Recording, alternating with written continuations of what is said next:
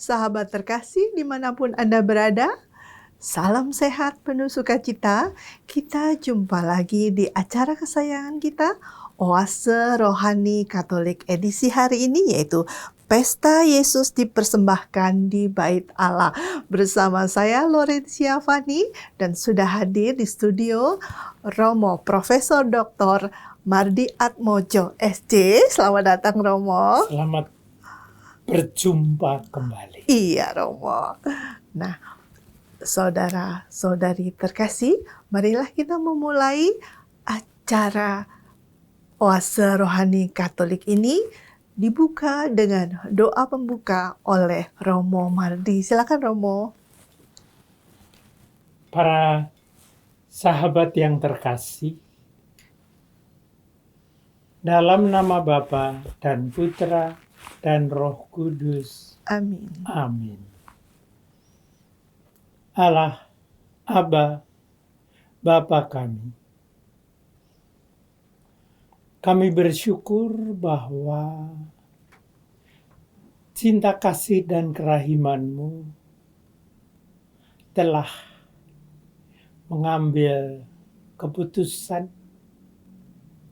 untuk memberikan kepada kami Sang Putra.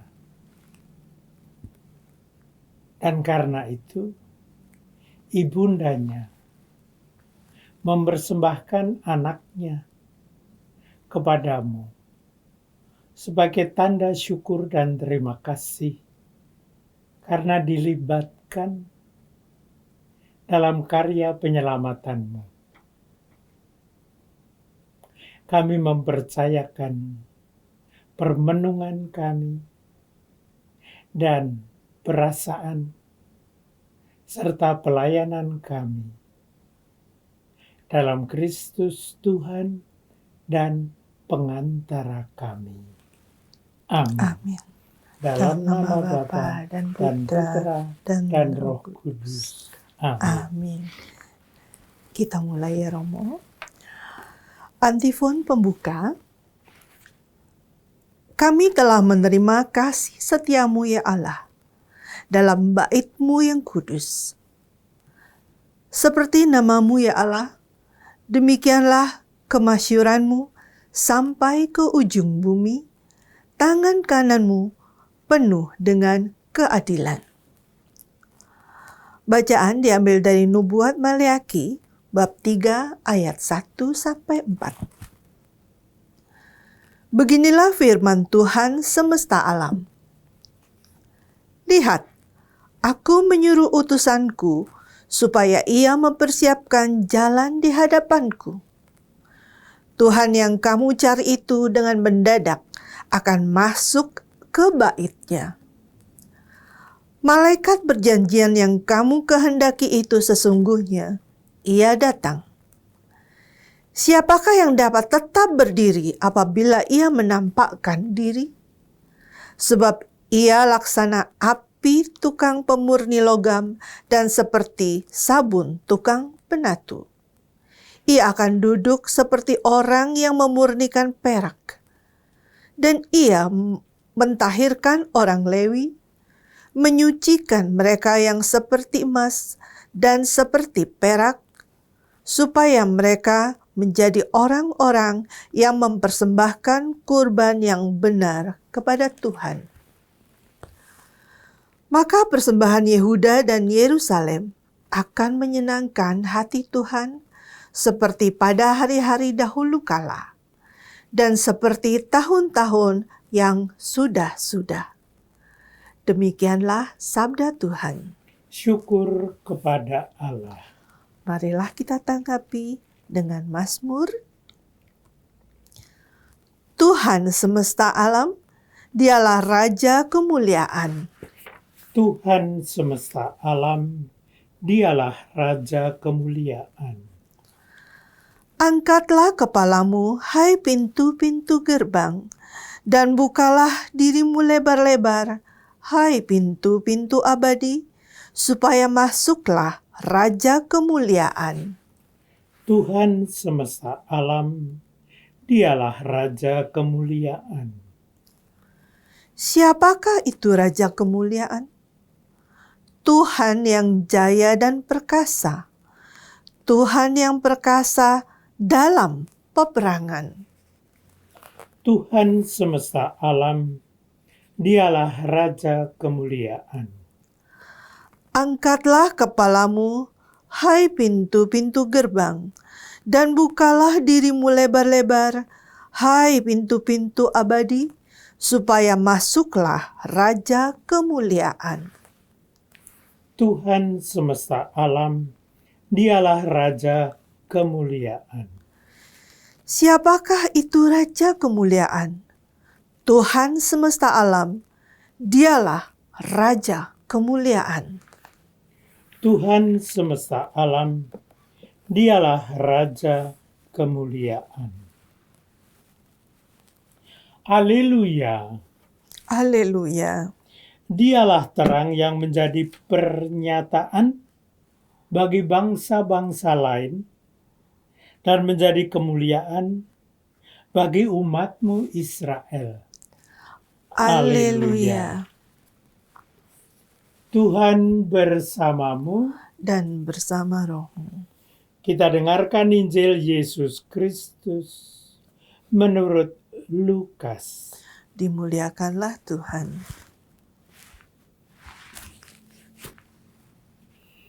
Ketika genap waktu pentahiran menurut hukum Taurat Musa, Maria dan Yusuf membawa anak Yesus ke Yerusalem untuk menyerahkannya kepada Tuhan, seperti ada tertulis dalam hukum Tuhan.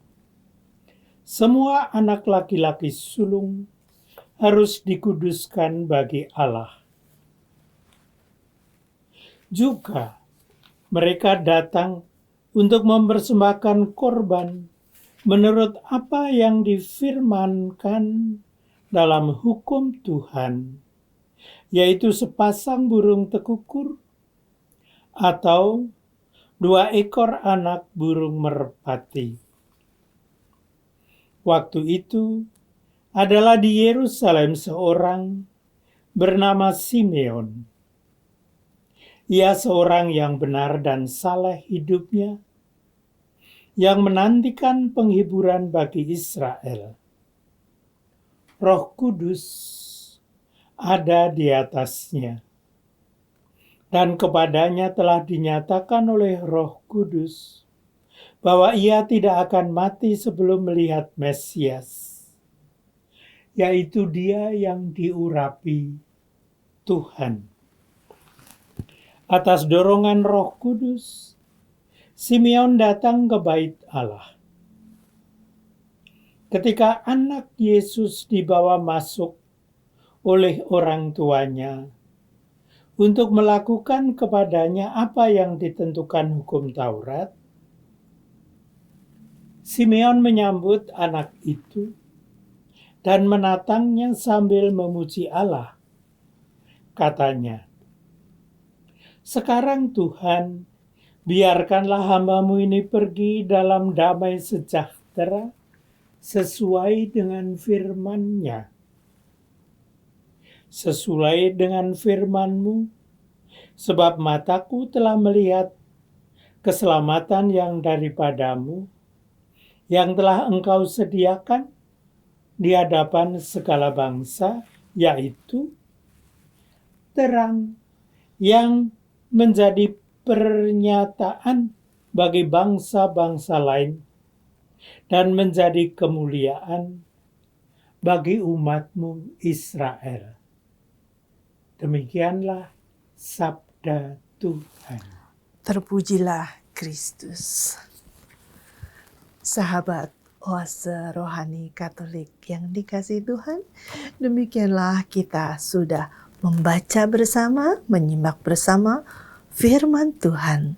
Sekarang marilah kita mendengarkan dan menyimak permenungan dari Romo Mardi untuk mendapatkan inspirasi yang berguna bagi oase rohani kehidupan kita. Begitu ya Romo? Baik, Iya. kita coba lihat. Iya, mulai dari nubuat Maleakhi ya Romo ya. Iya. Persembahan yang layak di hadapan Tuhan seperti persembahan Yehuda dan Yerusalem. Begitu ya Romo? Bagaimana itu? Seperti layak disebutkan demikian. Apa yang layak? Yang layak adalah pesta Yesus dipersembahkan di bait Allah. Pertanyaannya, apa artinya itu? Anda punya anak kan? Iya. Sudah berapa besar? Yang pertama sudah 26 tahun, yang kedua 20 tahun. Waktu anak pertama lahir, gimana rasanya? Ya bahagia banget ya. Sudah menanti cukup lama saya untuk kelahiran anak pertama. Berapa lama? 4 tahun. Aha. Lalu begitu dilahirkan, maaf, karena punya sahabat seorang Romo, maka saya meminta beliau untuk ke rumah sakit membaptis bayi yang baru lahir. Itu bahagia sekali rasanya. Waktu itu Anda umur berapa? Waktu melahirkan sudah 30. Sudah 30. Lumayan berumur. Iya. Pada waktu itu tahun 73, aku umur 30 juga. Tapi tentu saja aku tidak melahirkan anak. Tahun 30 itu saya tahun 73 diperkenankan untuk ditahbiskan jadi imam. Bagi saya juga merupakan suatu syukur, terima kasih. Saya merasa dapat sedikit dijejerkan. Karena bagaimanapun juga sama-sama 30.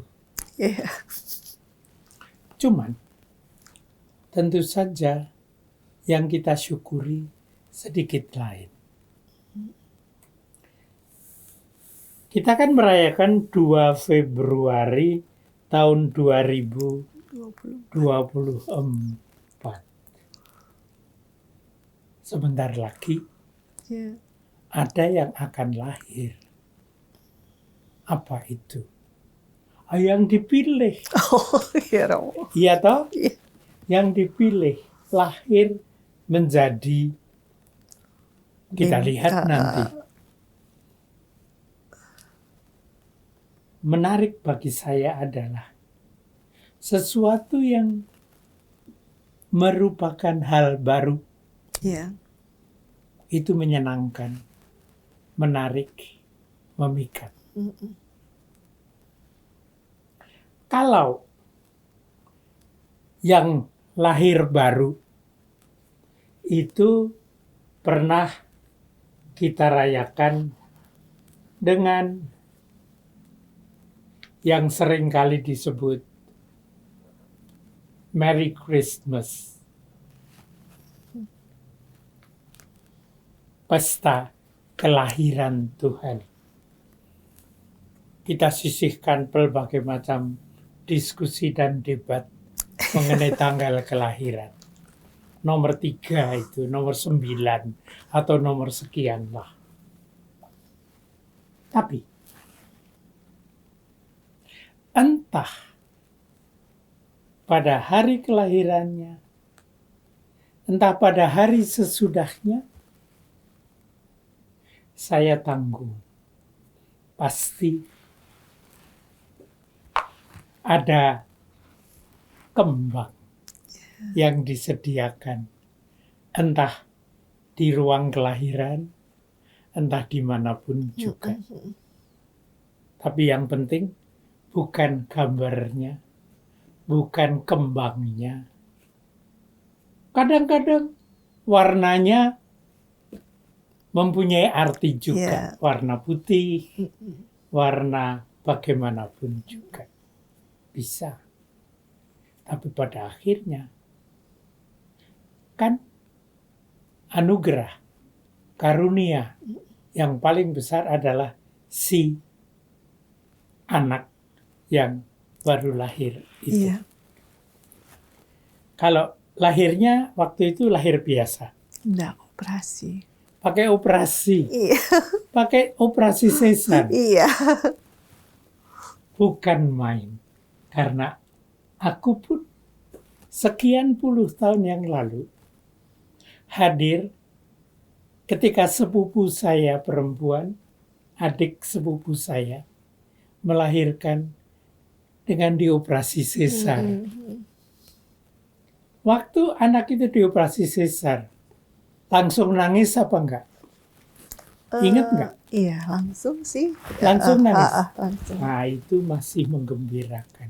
Iya. Ketika saya hadir, waktu sepupu saya melahirkan anaknya yang pertama, dan dilahirkan dengan operasi sesar, tuh bayi tidak nangis. Diem aja. Nggak enak ya? Pasti berdebar-debar, Iya, nunggu kenapa? sampai anaknya Iya. nangis ya.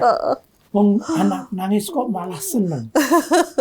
Itu Karena respon, Romo. Itu respon Oh. ya. Sedangkan sepupu saya menunggu-nunggu. Anaknya sudah dikeluarkan, nggak nangis.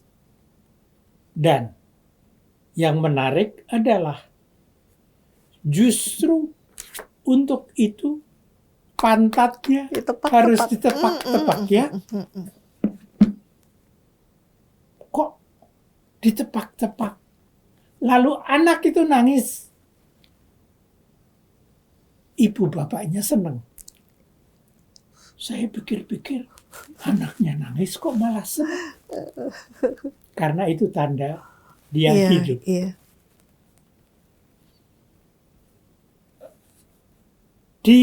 Dipersembahkan ke bait Allah. Yesus dipersembahkan. Itu pesta yang dirayakan pada tanggal 2 Februari. Kenapa?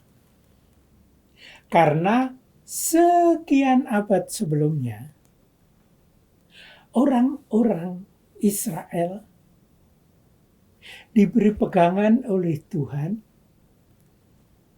Orang Mesir, anak sulungnya akan mati. Tapi anak Israel, kalau dilahirkan, hidup justru akan hidup. Diberi hidup oleh Tuhan. Dan karena itu, anak itu dikembalikan kepada Allah. Karena itu tanda bahwa anak itu adalah anugerah Allah. Itu sebabnya, maka pesta Yesus dipersembahkan di bait Allah adalah suatu pesta yang sangat agung. Karena di sini ada ungkapan cinta kasih Allah. Dan karena itu, orang Israel mengungkapkan cinta kasih dan syukurnya dengan mempersembahkan kepada Allah. Iya. Itu pesta 2 Februari. Mungkin kita melihat sebagai dampak, maaf, sebetulnya bukan dampak, tetapi sebagai ucapan syukurnya, pada tanggal 2 Februari, di seluruh dunia, banyak tarekat merayakan pengakuan bahwa mereka adalah milik Allah. Karena itu pada tanggal 2 Februari banyak tarekat menyelenggarakan kaul pertama. Oh, atau kaul terakhir sebagai ungkapan mempersembahkan diri kepada Allah. Sekarang ini di seluruh dunia orang merayakan kembali bagaimana para suster, para bruder, para frater membaharui persembahan kaulnya kepada Tuhan. Suatu ungkapan seperti yang dikatakan di sini. Lihat, aku menyuruh utusanku supaya ia mempersiapkan jalan di hadapanku.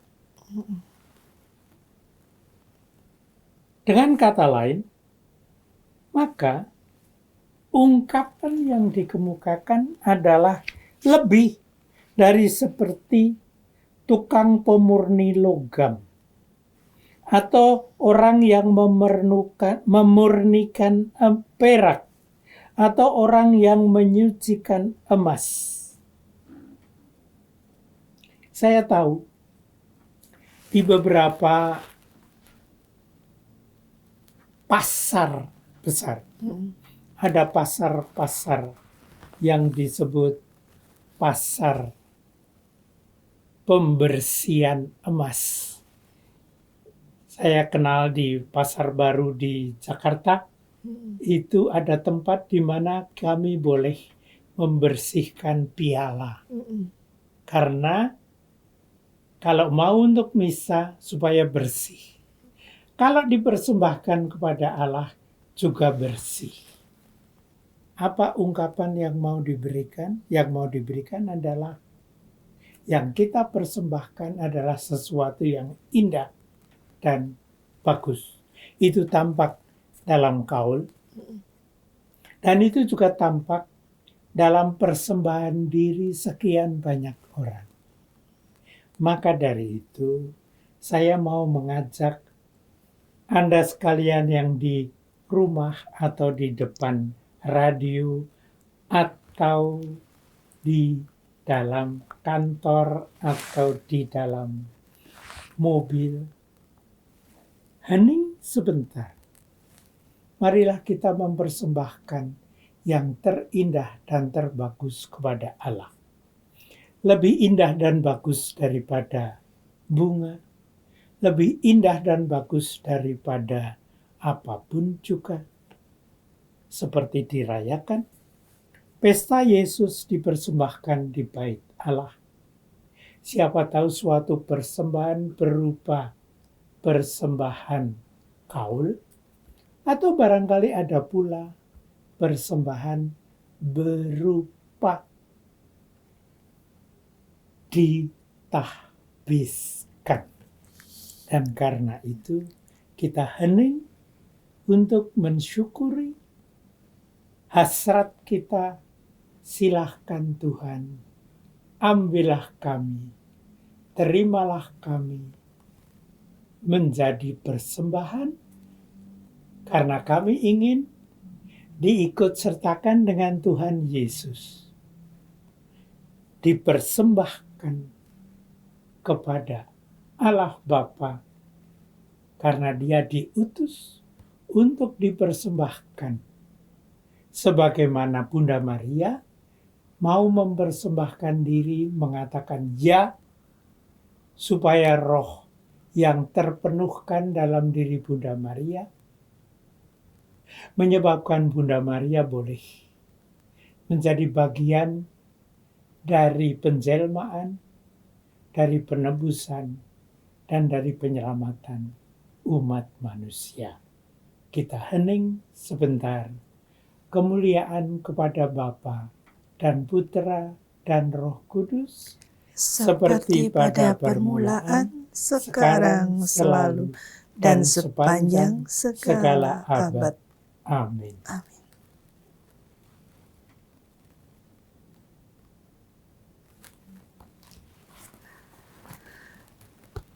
Kita break sejenak Romo, ya, sahabat terkasih. Untuk sesi pertama ini kita break sejenak. Jangan kemana-mana, Tetap di tempat Anda, kita akan lanjutkan dan berjumpa lagi di sesi yang kedua.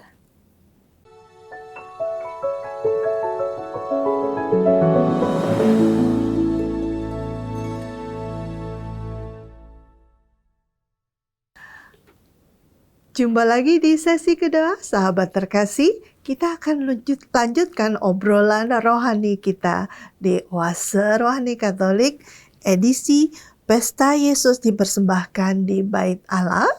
Masih bersama Romo Mardi dan saya Fani. Tapi sebelumnya, jika Anda ingin mengutarakan pendapat atau pesan, dapat menyampaikan tulisan Anda ke email orkkaj2021@gmail.com atau nomor telepon WhatsApp 0881 0251 334 38. Baik Romo, kita lanjutkan ya di obrolan sesi kedua ini. Kita lanjut Bunda Maria ya Romo ya. Bunda Maria dan papanya Santo Yosef ini mempersembahkan Yesus ya. Itu kalau berhubungan dengan kami ya, yang bukan selibater, yang hidup bakti seperti Romo, itu bagaimana Romo?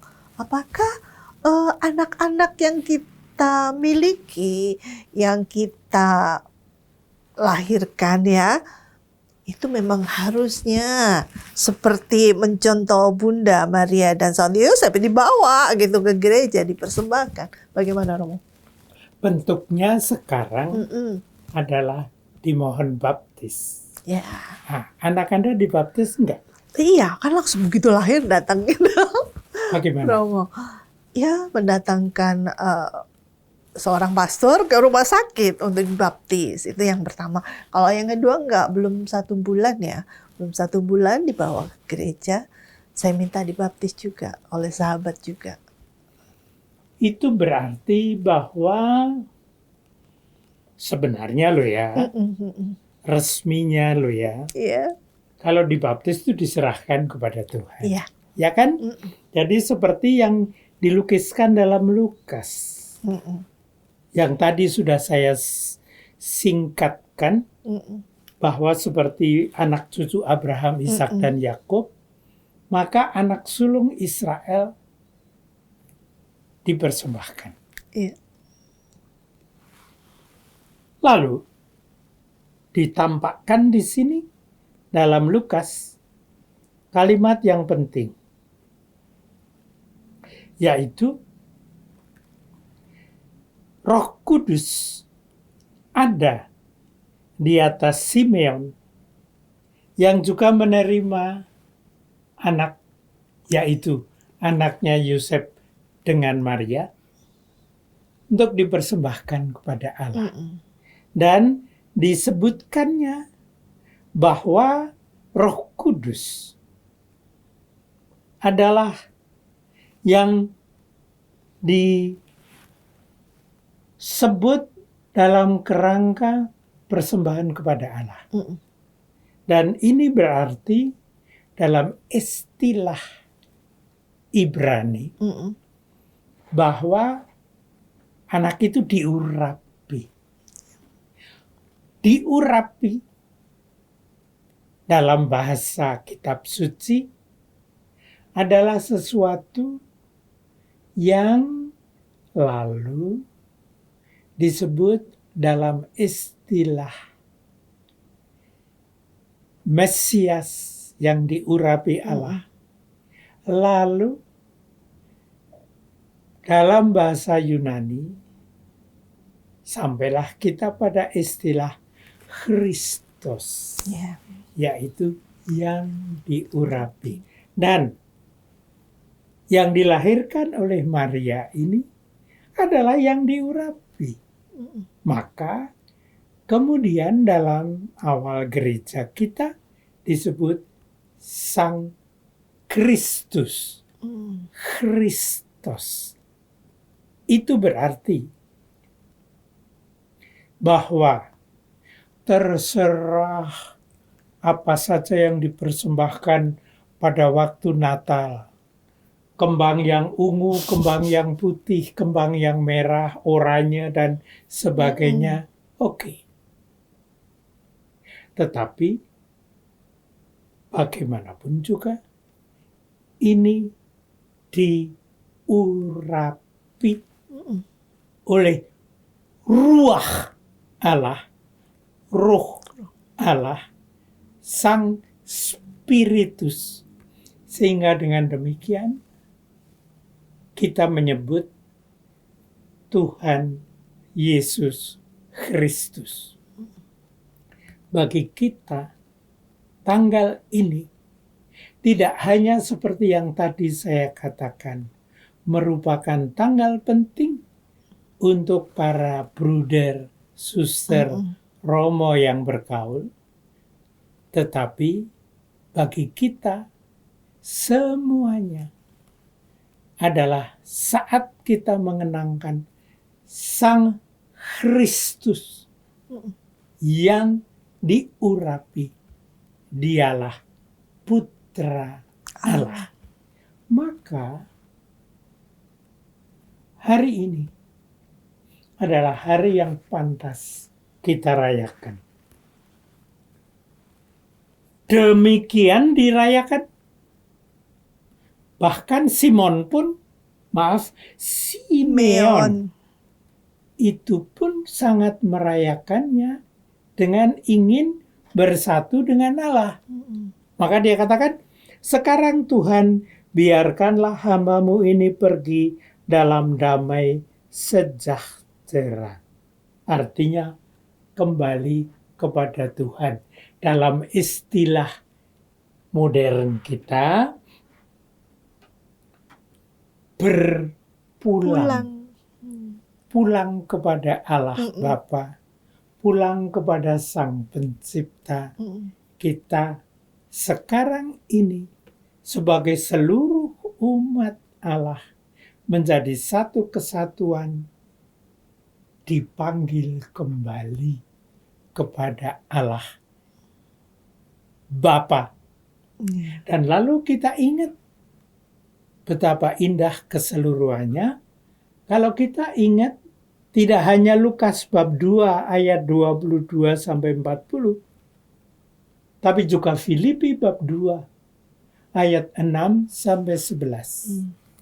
Ketika Sang Putra diperkenankan menyatu dengan umat manusia untuk dapat mengembalikan seluruh umat kepada Allah, dibersihkan dari dosa-dosa.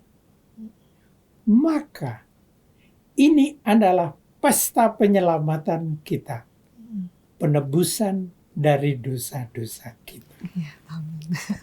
Jadi bagaimana kita menanggapinya itu sendiri ya Romo ya, untuk keluarga-keluarga ini, begitu. Menyerahkan segala sesuatu kepada Allah. Artinya apa? Artinya bahwa kita menyadari pada hari ini, Tuhan, ini semua milik-Mu. Kami mensyukuri segala pemberian-Mu. Tentu saja yang mengucapkan kaul ketaatan adalah para biarawan-biarawati dan orang yang bergaul khusus kembali kepada Tuhan. Dilakukan oleh mereka yang ditahbiskan, semuanya dipersembahkan kembali kepada Tuhan. Namun, seluruh hidup kita, seluruh dunia pada akhirnya adalah milik Tuhan. Jadi, sebenarnya kita ini semua ada dalam naungan cinta kasih Allah, dilingkupi oleh Allah.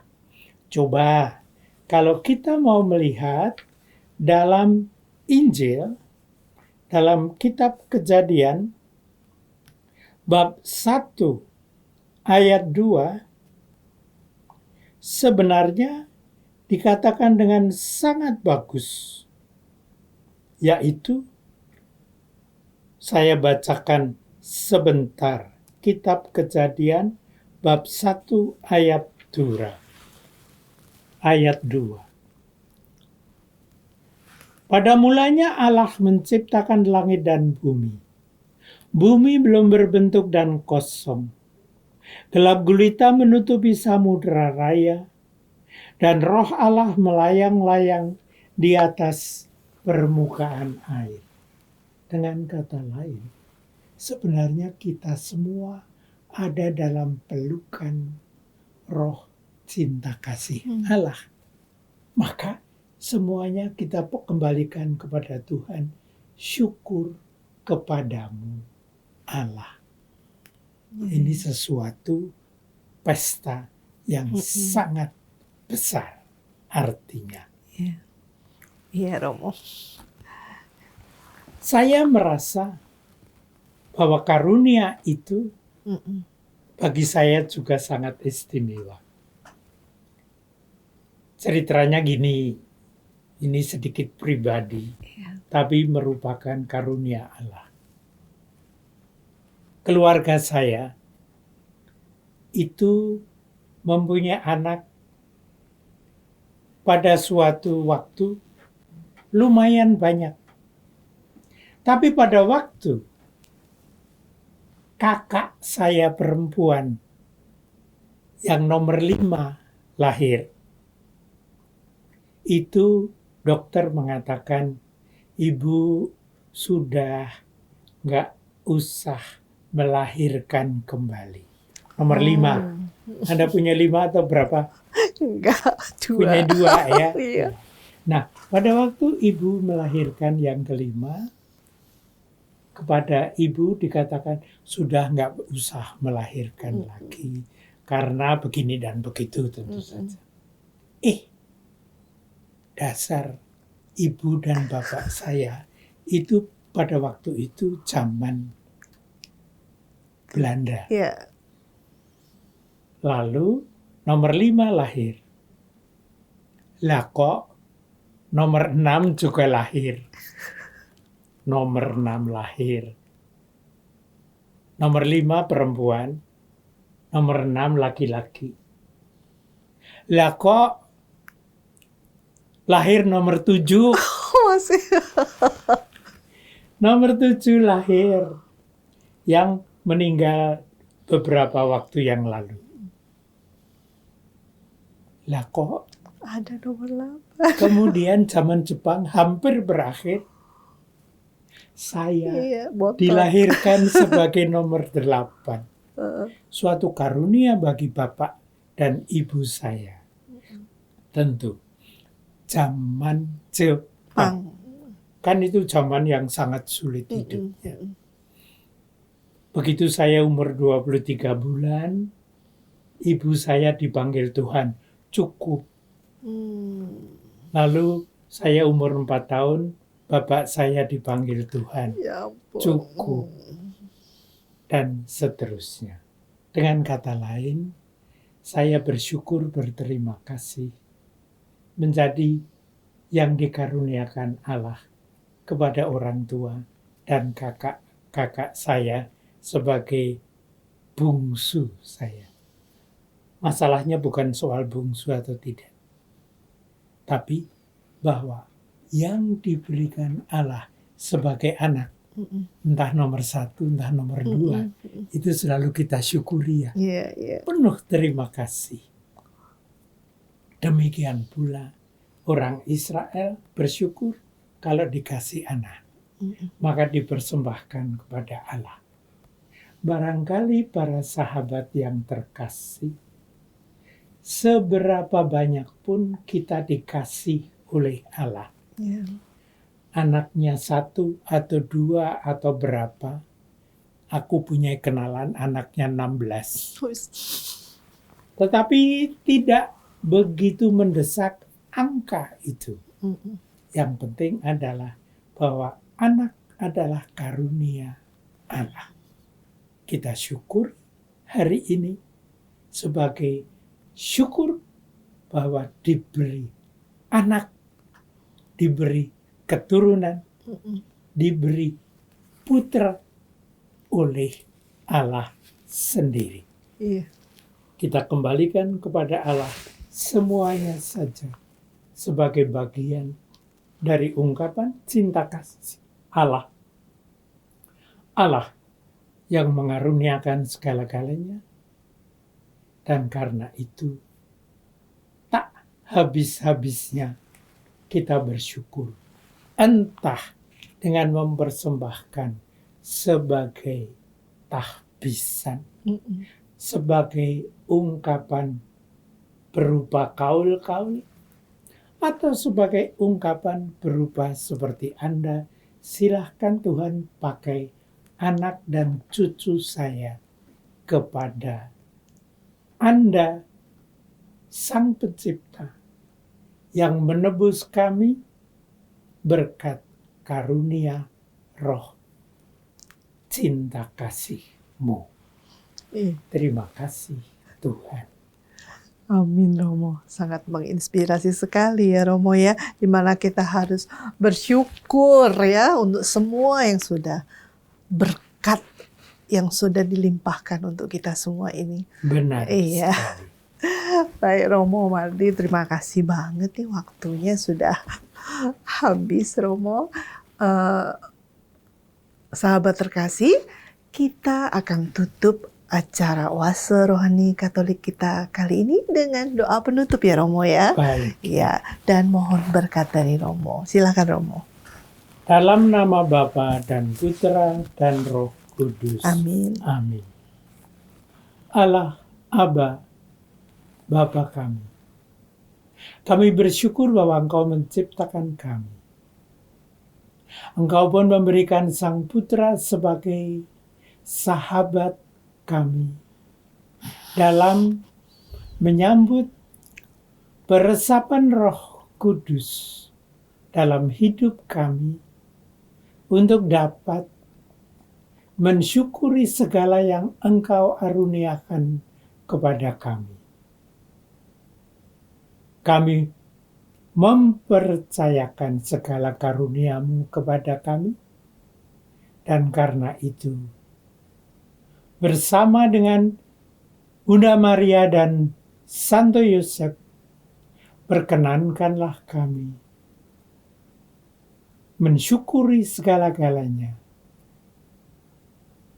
Dalam nama Bapa dan Putra dan Roh Kudus. Amin. Terima kasih Romo. Sahabat terkasih, demikian acara Oase Rohani Katolik edisi hari ini berakhir, dan Romo Mardi Atmojo dan saya Laurencia Fani pamit undur diri. Sampai jumpa di Oase Rohani Katolik berikutnya. Salam damai. Salam damai, berkah dalam.